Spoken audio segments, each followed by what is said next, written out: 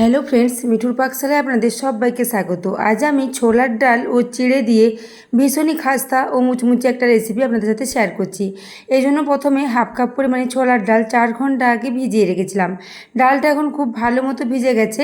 তো এরপরে ডালটাকে একটা মিক্সির জারের মধ্যে নিয়ে নেব। তো ডালটা আগে পরিষ্কার করে ধুয়ে জলে ভিজিয়ে রেখেছিলাম। এরপর এই জল সমেত পুরো ডালটা একটা মিক্সির জারে নিয়ে নিয়েছি। তারপর এটাকে খুব ভালো করে পেস্ট তৈরি করে নেব। তো সেই জন্য দেখুন ছোলার ডালটা পুরোটাই আগে এই মিক্সি জারের মধ্যে নিয়ে নিচ্ছি। এই ডালটা জল সমেত পুরোটাই নিয়ে নেব। এখানে প্রায় 1/4 কাপ পরিমাণে জল আছে। এই জলটা পুরোটা দিয়ে খুব ভালো করে এটাকে পেস্ট করতে হবে।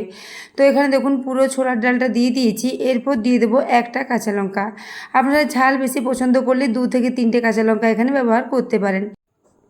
এরপর এখানে দিয়ে দিচ্ছি কয়েকটা গোলমরিচের দানা, প্রায় 7 থেকে 8টা গোলমরিচের দানা দিয়েছি। গোলমরিচের দানার পরিবর্তে এখানে আপনারা এক টুকরো আদার ব্যবহার করতে পারেন। তো এরপর দেখুন এটাকে দিয়ে খুব ভালো করে পেস্ট করে নিয়েছি। খুব ভালো একটা মিহি পেস্ট তৈরি হয়ে গেছে। এরকমই একটা বেশ ঘন পেস্ট তৈরি করে নিতে হবে। খুব বেশি জল দিয়ে একেবারে পাতলা করব না, এরকম ঘন পেস্ট করতে হবে। তো এদিকে আর একটা পাত্র নিয়ে নিয়েছি, তাতে নিয়ে নিচ্ছি চিড়ে। তো এখানে আমি প্রায় 1.5 কাপ পরিমাণে চিড়ে নিচ্ছি। মেজারিং কাপ মেপে চিড়েটা নিয়েছি। আপনারা যে কোনো বাটি বা কাপ মেপে এখানে চিড়েটা নিতে পারেন। তো চিড়েটাকে নেওয়ার আগে খুব ভালো করে চেড়ে পরিষ্কার করে নিয়েছি। এবং এখানে আমি এটা পাতলা দানা চিড়ে নিয়েছি। চিড়ে পাতলা হোক বা মোটা দুটোই চলবে, কোনো অসুবিধা হবে না। এরপর দেখুন ওই যে ডালের পেস্টটা তৈরি করে রেখেছিলাম, পুরো ডালের পেস্টটা এখানে দিয়ে দিলাম। এই সাথে মিক্সির জারটা ধুয়ে আবারও 2 চামচ মতো জল দিলাম। এরপর এগুলোর সাথে খুব ভালো করে মিশিয়ে নেব। চিড়েটা এই জল টেনে অনেকটাই শুকনো হয়ে যাবে এবং চিড়েটা ভিজে অনেকটা নরমও হয়ে যাবে। সেজন্য এখানে জল দিয়ে খুব ভালো করে এই ছোলা ডালের পেস্টটা চিড়ের সাথে মিশিয়ে নিচ্ছি। এইভাবে বেশ ভালো করে মেশানো হয়ে গেলে এটাকে রেস্টে প্রায় 5 মিনিটের জন্য রেখে দেবো। তো দেখুন এরপর এটাকে খুব ভালো করে মিশিয়ে নিচ্ছি।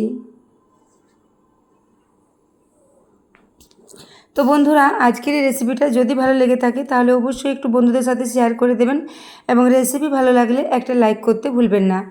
তো দেখুন এরপর এটাকে খুব ভালো করে মেশানো হয়ে গেছে। এরপর এটাকে একটু ঢাকা দিয়ে রেস্টে রেখে দেবো, যাতে চিড়েটা খুব ভালো মতো ভিজে নরম হয়ে যায়।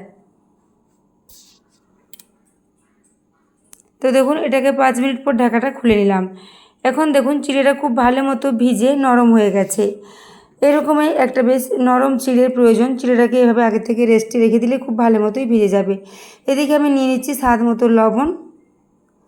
ওই সাথে নিয়ে নেব প্রায় হাফ টিস্পুন পরিমাণে গোটা জিরে। ওই সাথে দিয়ে দিচ্ছি এখানে চাট মশলা হাফ টিস্পুন পরিমাণে। আজকের রেসিপিতে খুব বেশি মশলা লাগবে না, মাত্র কয়েকটা মশলা দিয়ে এটা রেডি হয়ে যাবে। এরপর দেখুন এখানে কসুরি মেথি দিয়েছি 1 চা চামচ পরিমাণে। ওই সাথে 1 মুঠো ভেজে রাখা বাদাম, বাদামটা আগে থেকে ভেজে খোসাটা পরিষ্কার করে রেখেছিলাম, সেই ভেজে রাখা বাদামটা দিয়ে দিলাম। এরপর সমস্ত কিছুর সাথে খুব ভালো করে মিশিয়ে নেব। আর এখানে কোনো মশলার প্রয়োজন হবে না, তবে আপনারা চাইলে এর সাথে বিভিন্ন রকমের সবজি ছোটো ছোটো টুকরো করে কেটে মিশিয়ে নিতে পারেন। তবে যেহেতু এখানে বাদামটা দিয়েছি সেই জন্য আর কোনো সবজি দিচ্ছে না। বাদামের জন্য এর টেস্টটা ভীষণই ভালো হবে। আজকের এই রেসিপিটা আপনারা বাচ্চাদের স্কুলের টিফিনে বা বিকেলের দিকে হালকা ফুলকা স্ন্যাক্স হিসেবে বানিয়ে নিতে পারেন। ভীষণই খাস্তা, ভীষণই মুচমুচে, ভীষণ টেস্টি একটা রেসিপি। তো বন্ধুরা, আজকের রেসিপিটা আপনাদের কেমন লেগেছে কমেন্টে জানাতে ভুলবেন না। তো এরপর আমি সমস্ত কিছু হাতে করে খুব ভালো করে মিশিয়ে নিচ্ছি। এইভাবে ক্রমাগত নাড়াচাড়া করতে করতে এটা একটা বেশ নরম ডো মতো রেডি হয়ে যাবে, যেহেতু চিড়েটা খুব ভালো মতো ভিজে আছে। তো দেখুন এরপর এটা একটা ডো মতো রেডি করে নিয়েছি। এইভাবে এটাকে রেডি করে নেব। তারপর হাতটা পরিষ্কার করে ধুয়ে হাতে একটু তেল মাখিয়ে নেব।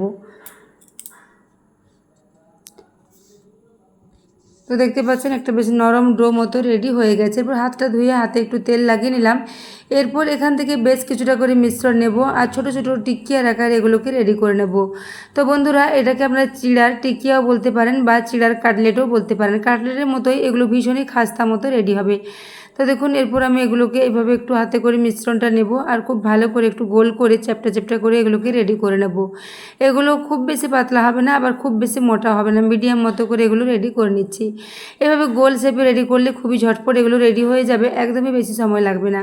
তো দেখুন এখানে একটা প্রায় রেডি হয়ে গেছে। এইভাবে আবারও কয়েকটা একই সাথে রেডি করে নেব। তো একটা রেডি করে প্লেটে নিয়ে নিয়েছি, আবারও একটা এখানে রেডি করে নিচ্ছি।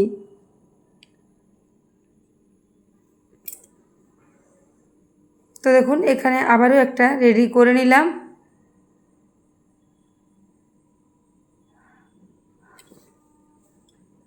তো দেখতে পাচ্ছেন একইভাবে সবগুলোকে এখন রেডি করে নেব। তারপর এগুলোকে একটু কম তেলে ফ্রাই করে নেব, খুব বেশি তেলও লাগবে না, একদমই কম তেলে এগুলো স্যালো ফ্রাই করে নেব।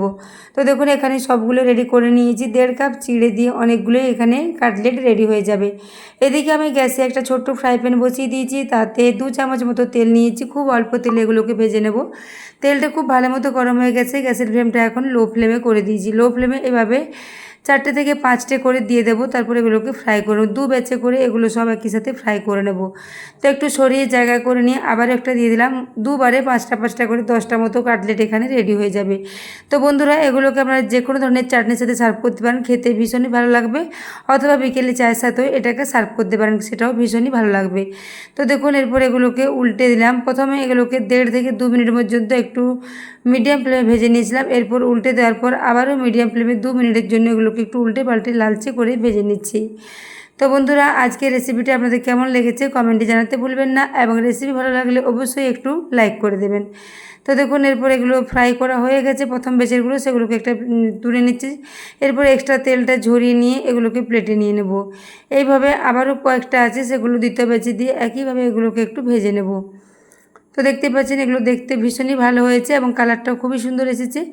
এইভাবে প্রথম ব্যাচের 5টা এখানে রেডি করে নিয়েছি। এরপর এগুলোকে প্লেটে রেখে দিচ্ছি। একইভাবে দ্বিতীয় ব্যাচে আবার যে কটা আছে একটু ভেজে নেব। তো দেখুন এগুলো দেখতে ভীষণই টেস্টি মতো রেডি হয়েছে। তো দেখুন এরপর দ্বিতীয় ব্যাচে আবারও কয়েকটা দিয়ে দিলাম।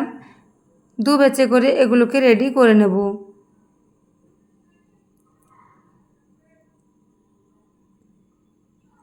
এইভাবে 5টা করে এগুলোকে আবারও ভেজে নিচ্ছি। তো দেখুন এগুলো উল্টে পাল্টে লালচে করে ভেজে নিয়েছি। তারপর এগুলোকে একটা ছান্তার সাহায্যে এক্সট্রা তেলটা ঝরিয়ে নেব। তারপর এগুলোকে তুলে প্লেটের মধ্যে নিয়ে নেব। তো বন্ধুরা আজকের রেসিপিটা আপনাদের যদি ভালো লেগে থাকে অবশ্যই চ্যানেলটি সাবস্ক্রাইব করে আমার পাশে থাকবেন এবং পাশে থাকা বেল আইকনটি অবশ্যই প্রেস করে রাখবেন। তাহলে আমি যে কোনো নোটিফিকেশানে ছাড়ি না কেন তার সবার আগে আপনার কাছে পৌঁছে যাবে।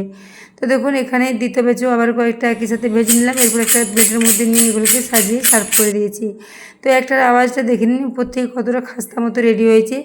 চিড়ে ও ছোলার ডালের জন্য এগুলো ভীষণই খাস্তা ও মুচমুচে মতো রেডি হয় এবং এগুলো ঠান্ডা হওয়ার পরও একদমই শক্ত হয়ে যাবে না। তো বন্ধুরা আজকের রেসিপিটা এতক্ষণ পর্যন্ত দেখার জন্য আপনাদের অশেষ ধন্যবাদ।